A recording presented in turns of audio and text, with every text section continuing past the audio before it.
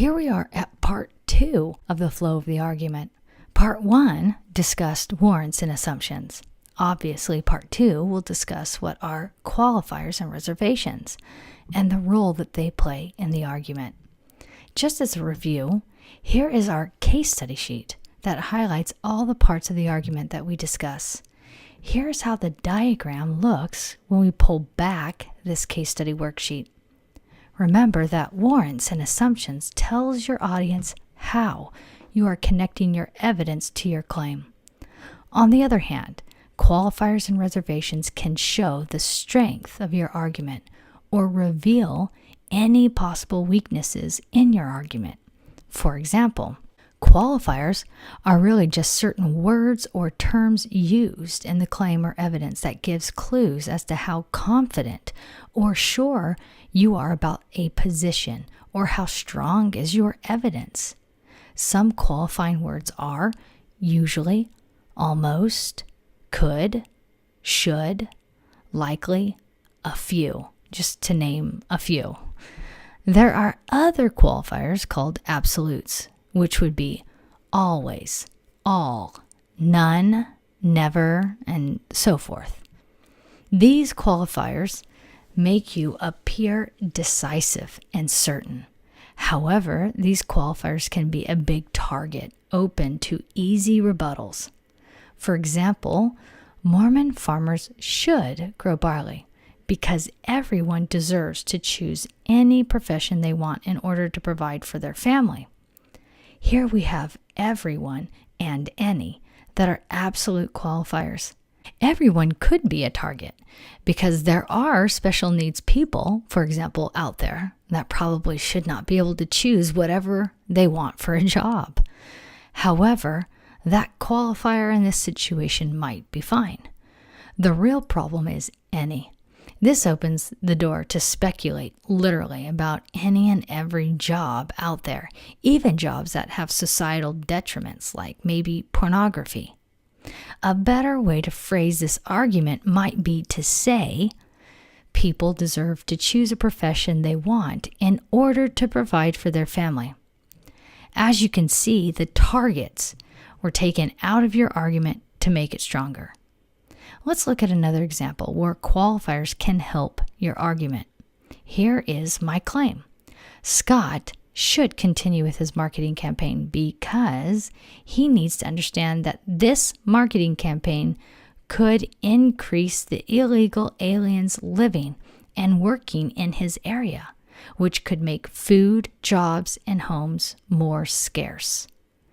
Here we see that could and more are the qualifiers in this argument.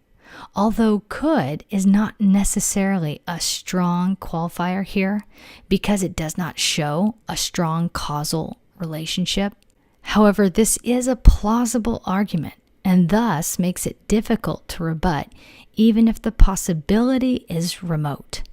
Therefore, in this argument, these qualifiers help to make this situation possible, even though it still might be a weak argument. So then what is a reservation?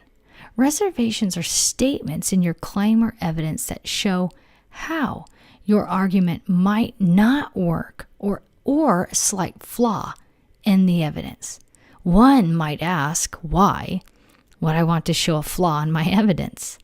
The purpose of doing this is that you win the trust of the audience by showing that you are not biased or how you can see the big picture. Reservations are most common when one has technical evidence like statistics or a scientific study. For example, you might hear something like this in the argument. I acknowledge the sample size of the study was smaller compared to other studies, etc. Let's look at an example of this argument. So Dan and Melissa should not try IVF in order to have a child because there is a very low chance that this process will result in a live birth. About less than half achieve a live birth. The evidence uses a substantive warrant in that I have gathered information from research to come to a conclusion that the risk is not worth trying this procedure. However, you could add a reservation. unless the audience believes that there is no risk too great in order to try for a family. The tactic here is not allowing your opponent to come in with this rebuttal.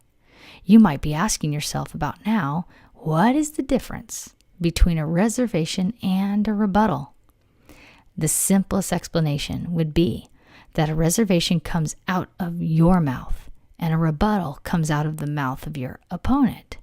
So let's look at this argument again. Dan and Melissa should not try IVF in order to have a child because there is a very low chance that this process will result in a live birth. Only about half achieve a live birth. However, some might say that there is no risk too great in order to not try for a family. Remember that very low and only about are qualifiers, and the however statement is your reservation. Then your opponent comes in with a rebuttal. I think many people would not agree that less than 50% is a very low chance. Also, Dan and Melissa will have a difficult time adopting because of their age, so this will be worth the risk, as any option is a risk for them emotionally right now. So really, here is the fundamental difference between reservations and rebuttals. One last tip. If you include a reservation in your argument and that reservation does more damage to your argument, you really have two options. Number one, you simply do not include and hope the other side does not bring it up in a rebuttal. Or number two, you do not use the evidence and you look for another support for your claim. That is why it is important to understand reservations. Reservations and qualifiers can help or hurt your argument if you are not careful. I hope this second video has helped you to see all the underlying aspects of your opinions and arguments and help you better understand how others can interpret them as well.